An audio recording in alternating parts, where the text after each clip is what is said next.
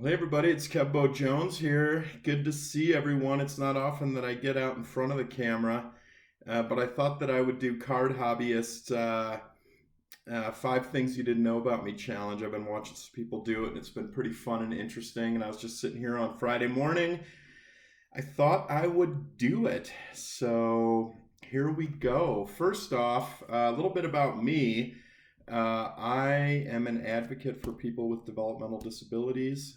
I've been in the field since 1997. It started off as a college job for me, and I kind of navigated my way up through the system and just found a passion for it and loved it.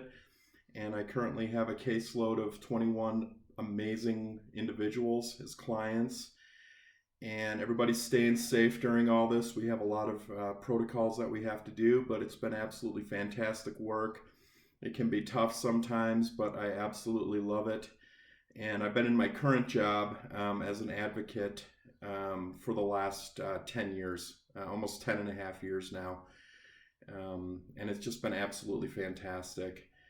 The second thing is that another big part of who I am is that when I was 18, 19 years old, 20 years old, I used to follow around the Grateful Dead a lot, all over the country. In fact, my love of baseball cards kind of fell by the wayside when I started following the Grateful Dead. I saw 40 shows in I think 13 or 14 different states. The farthest east I ever saw them was Pittsburgh, Pennsylvania at the old Three Rivers Stadium.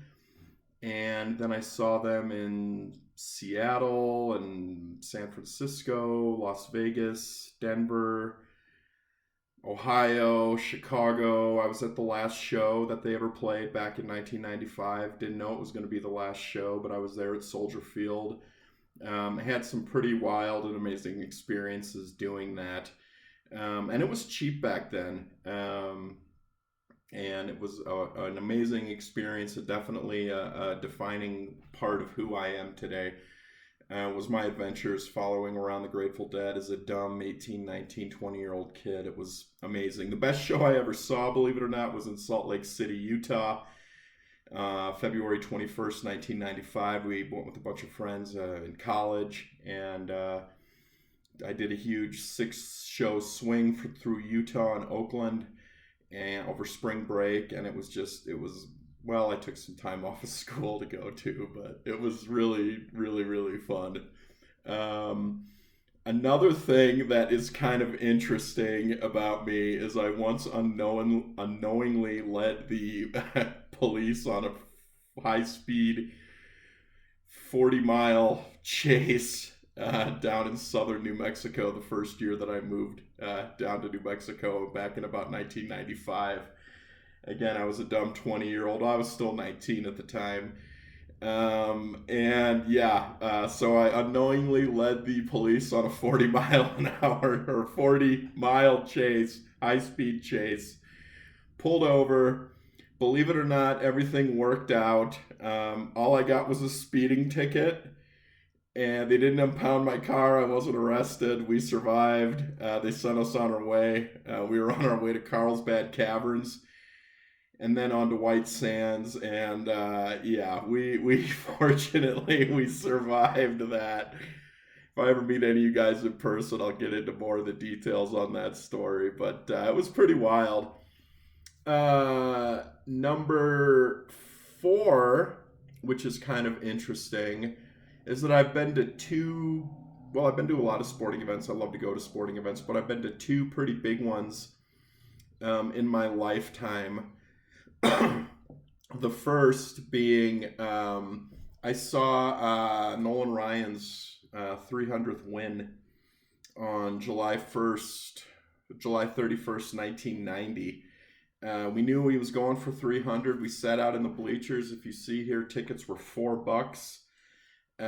He didn't have his most dominant game, but he won. We were 15. I was 15 at the time. Super exciting. That was definitely a milestone kind of sporting event that I saw. And then on the drive home, my older brother drove my best friend's dad's van back from Milwaukee. and we sang Alabama songs and the Traveling Wilburys on the ride home all the way. It was really fun. It was really cool.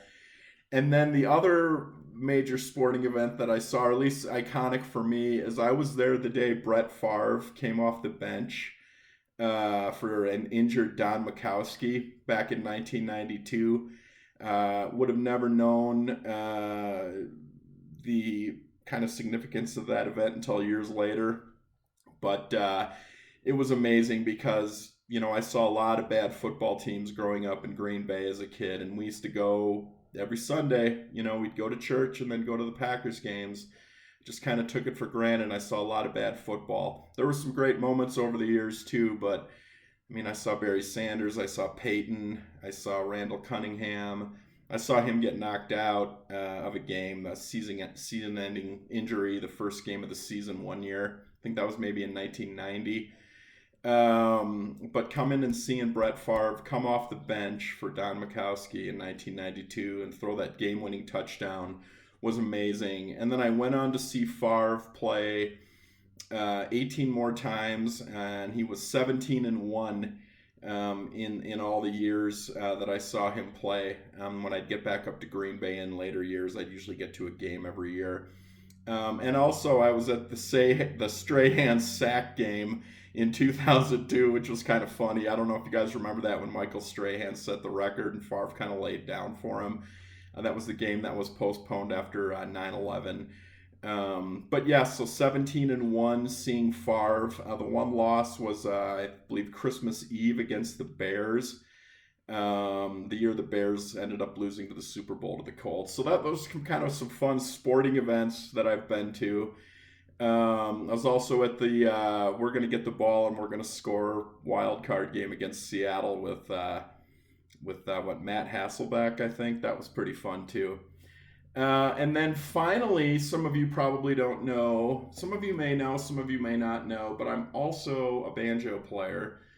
And I do currently play in a band on the side. And it's not too much been going on right now, but this is my baby. This is my Deering John Hartford banjo that I have. I also play a little bit of guitar too. I've got a 1974 Gibson J40, big old guitar. But this is kind of my forever banjo here. And I'm not going to play too much, but thought I'd play a little for you.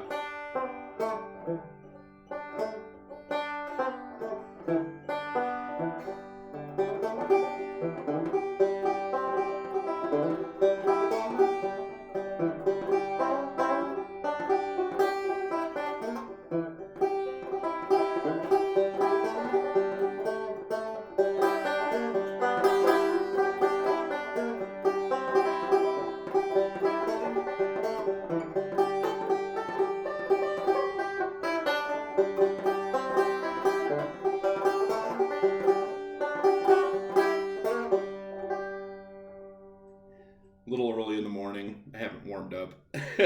But yeah, so I play a little banjo, and it's a lot of fun. Actually, what the heck? We'll just fiddle around a little bit here.